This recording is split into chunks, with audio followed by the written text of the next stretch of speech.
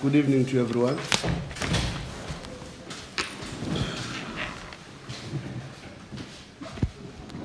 First, I must commend the good work that Arthur has done at Amazulu. I think I'm very proud of the progress that him and his team have made. And I believe the direction that they've taken as a team, it inspires me. It makes me even more excited because Amazulu were usually the victims of always thinking success is in the old players. Not that I'm saying all players are not important, but they used to get players that have reached their prime in the past. But when I see young boys like Hlangabeza, I get excited. I must be honest. I can see the direction that the province is taking, and that excites me. But coming to the game, I think we played very well. I think we dominated the game from the first whistle to the last whistle. I think we created a lot of moments, and probably first half we should have killed the game. And unfortunate not to kill it then, because we got some good situations and we even got a penalty, which I think that could have made this game a completely different contest if we scored our penalty. But besides the penalty, I think we also had very good moments in and around the box. Excited with the progress that the boys are making. I don't want to lie to you.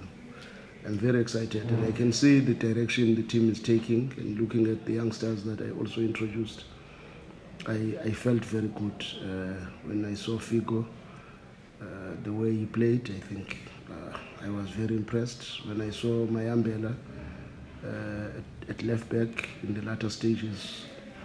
I got excited because I can see the direction at which the team is taking, and I can see how potentially good the second round of the season can be, because now I don't have probably even one player from the youngsters that has not had an opportunity to get to know what the future is going to be like.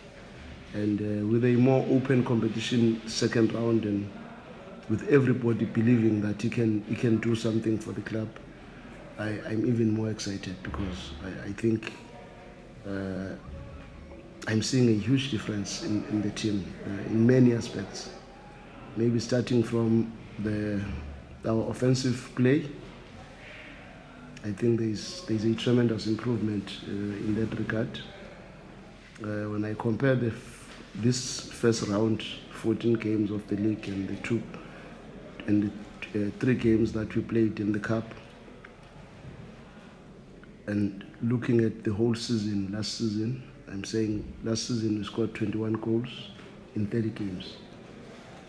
And this season we have scored 26 goals in 17 games. And that for me is a very big positive.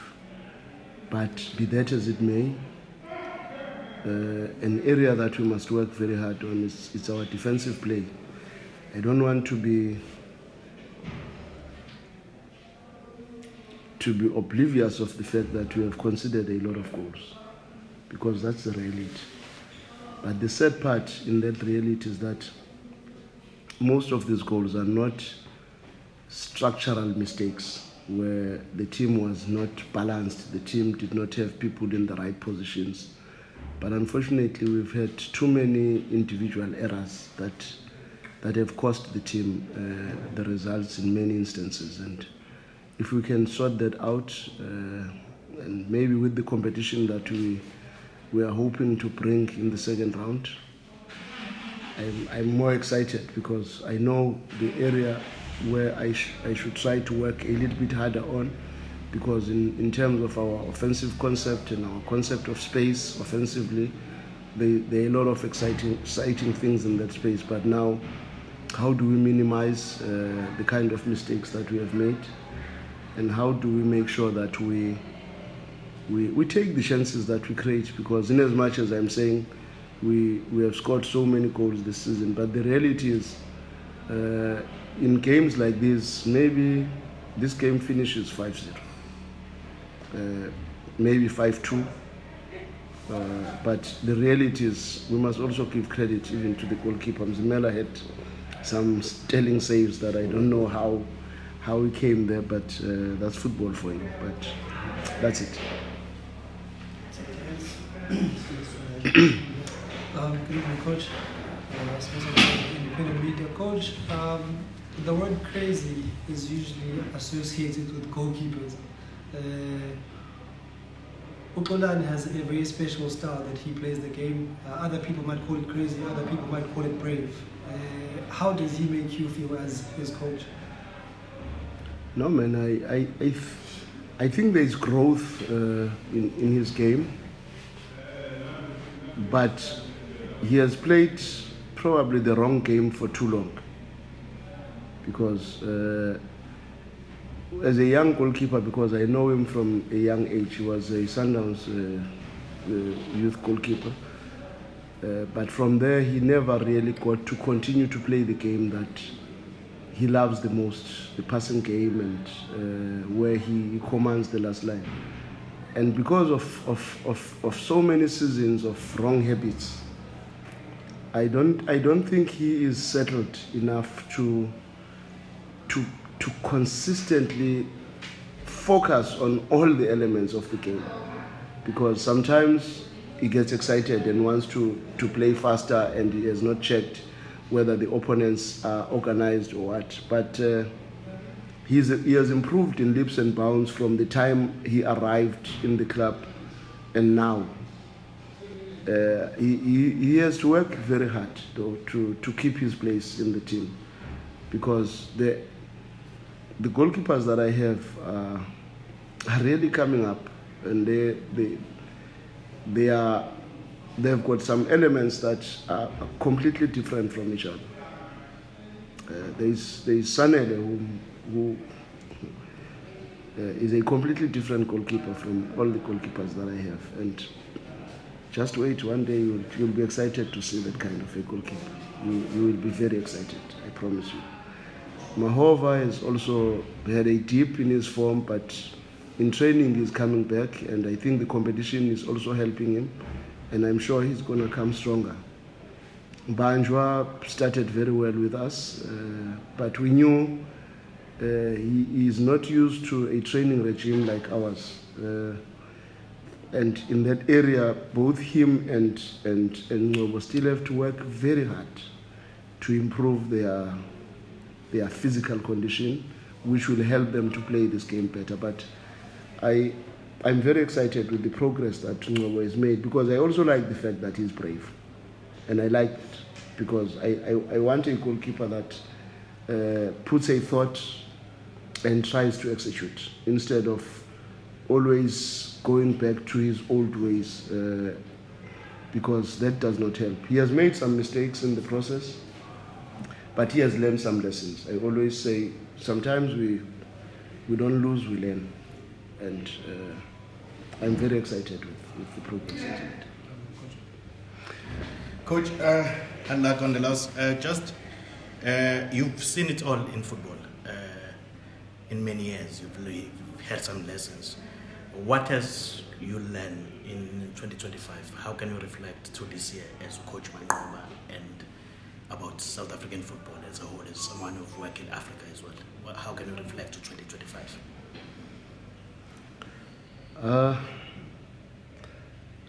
I'm a little bit worried with how we approach football matches in the PSL. And I'm not going to mention names, but I'm a little bit worried that we have a Pirates team that is really trying to be progressive and trying to do things and look at football probably in a much broader perspective than the Pirates of old, because the Pirates of old was only dangerous in counter-attacks and break-attacks. But when you look at the Pirates that they have now, it has got a lot of facets and signs that they are really progressing as a good team, and I think they also have a very good depth. Sundowns, everybody has ruled Sundowns out for this season, but personally I'm still feeling that Sundowns is just going to get their mojo very soon. And they've recruited a very good team. The players that they've brought into the team, I think they are improving the team in many ways. Technically, I think they are even better in between the lines this year. But when you look further down, you have a TS Galaxy team that is progressive, that is really trying to come up, and exciting because they also have a lot of youngsters that are really asking questions even in the national team. You look at a team like Golden Arrows, they try things. They are trying to improve individual players to become household names. But I look at the broader PSL and I see the negativity that is growing, where we approach games hoping for teams to make mistakes without an initiative. And Arthur started the season quite well, and I'm worried that maybe it's other people putting him under pressure now to not to play expansive, and for a player like Xtian not to start a game of today, because I think he's been one of their best players. And when you come to a match where you want to be a dominant force, because you are number 5 on the log, and you are pushing for the top 3. But you come to a match like this with a mentality to say no, maybe let's sit back and react to that. That worries me, because I want teams like Amazulu, with these young boys that are willing to take risks, that are trying to learn from these things, because the second round is going to be completely different. I can promise you the second round of the season is going to be completely different for me, for all these other teams. And when you check the XGs of most teams in the PSL, you get worried that teams are not creating enough because they are reactive. They are not proactive. And there is one team that I said beginning of the season, when everybody was talking very highly about that team, and I said, I don't think this football will sustain itself, because it sometimes it's too obvious for people and everybody to see that if you can deal with 1, 2, 3, and 4, you will do better. So I would love to see teams being expansive a little bit, because we can't depend on Pirates and Sundowns to produce players for the national team. We need to have players in almost 6-7 teams that are contesting to improve the national team, because if there is a collapse at one team, then the other will come. And as it is now, you look at the team that Hugo has chosen, you've got Pirates more than Sundowns. And I can't blame, because it's the reality. People will say this and that and that and that, but the reality of the matter is Pirates has got a lot of local players. And Sundowns does not have local players. In the starting lineup of Sundowns, you know now that you've got 5 or 6 players that are not eligible to play for Bafana. And that's where now this thing is taking a different direction. And other teams are invested in older players, and it becomes very difficult to make sure that the pipeline for the national team is consistent in giving us what we need going forward. So I just hope, because I think Gavin, in my opinion, is still doing well at Durban City. And he has introduced a lot of youngsters that are playing well, that did very well even in the NFT. And their position on the log for a team that is coming from the NFT is very good. And I wonder what's going to happen next from there, because chances are that if they are not excited with what he was doing, then the question is, do they want to be progressive and play expansive, or do they want somebody that is going to give them better percentages of getting into the box? You know. So, but I'm not judging any team. I'm just giving you my view of how I see the PSL this season, because that shift now that is shifting towards Pirates is because Pirates is having a lot of local players and a lot of younger local players. If you look at Muremi, you look at Apolis, you look at Manqoba, you look at Mutuma, you look at Mbule, you look at Nemtajela, you look at Mbata, you can, the list is endless of players that are going to feed the national team. Unlike what we've always been used to, that Chiefs will feed the national team, Sundowns will feed the national team, Pirates will feed the national team, and Golden Arrows fed the national team. For the World Cup, Golden Arrows had probably 3 players in that team that have been from Arrows, if you also count Tikhashwa was coming from here. So are we still continuing in that direction? And if we are not continuing in that direction, we are going to be excited and be disappointed very quickly, maybe after 2-3 years, and maybe depend on one team. Coach. Evening, Coach. Hard luck on the results today. You spoke about progress, obviously. That's obviously including the last 4 games where you guys have been winless. Is this the perfect time for you guys to be taking a break with the AFCON coming through? Is this the perfect time for you guys to sort of reassess going into the second half of the season? You know, football being a game where results is what determines the fate of the team. It's easy to look at the last 4 games and say we are winners, and it's a reality, it's a fact. But if you look deep inside those games, you will say we did not deserve to lose against TS Galaxy. We did not deserve to lose against Amazulu. We did not deserve to lose even against Pirates. And we did not deserve at all to lose against Maroon. So, Mina, as a coach looking at the process, I'm saying we have learned our lessons. Let's see whether we will grow in the second round or which direction we are going to take. But where I'm sitting, I'm seeing a lot of positives and negatives. Coach, when I take back to what we just spoke about after you spoke there, that you look at the previous AFCON that was dominated by Sundowns, and then now we said it's because Pirates are introducing many players from South Africa. Now the question comes when, because at Sundowns you signed many players locally. Was that the thing that you were fighting for, to ensure that there is a representation of Sundowns that is dominating for the national team? And also just to go forward, of course you saw the set part of the band, and if you don't want to answer that, I won't understand. You talk about competition, that you're going to increase the competition in January transfer window. Where are we in terms of the band? Has the club here the band? Anything like that? Sorry, Coach. Can you not touch on the band? Thank you. No, man.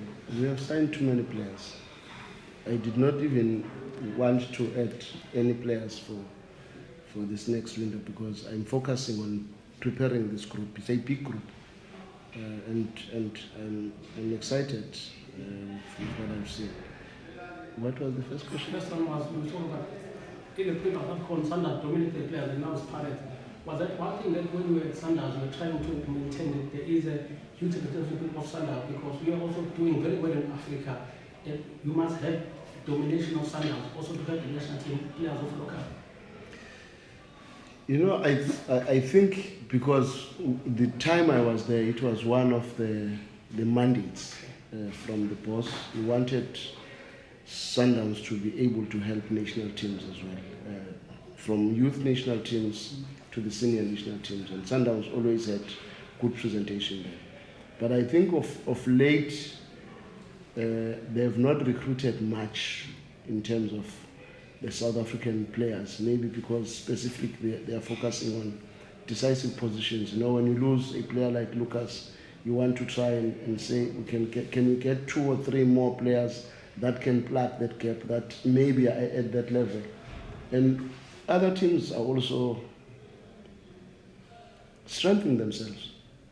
Because I don't want to lie and say Sundowns did not strengthen the team better from where they were last season. I think they've done exceptionally well. But unfortunately, that strengthening was mainly from players from outside. You know, the 2 players, Rosinho and Nuno Santos, are big additions in the team. And maybe they are going to help the team even in the Champions League. But unfortunately, you've got a Zwane that is just coming back from injury. You've got a Tapelo who's also been injured a lot. Even Obas has not played too many matches. Then Mvala is not been playing at all in that central defense. And they have also not been doing exceptionally well, to be honest. And that compounds the issue on Hugo, who he brings in the team, because there are players that are playing regularly for their teams like Ndamane at TS Galaxy, Kabini at Sekukune, and he wants to try and have players that are playing, and it makes sense to bring players that are playing in their teams than to force matters with players that have not had enough game time, and also players that are not getting younger as well. Thank you.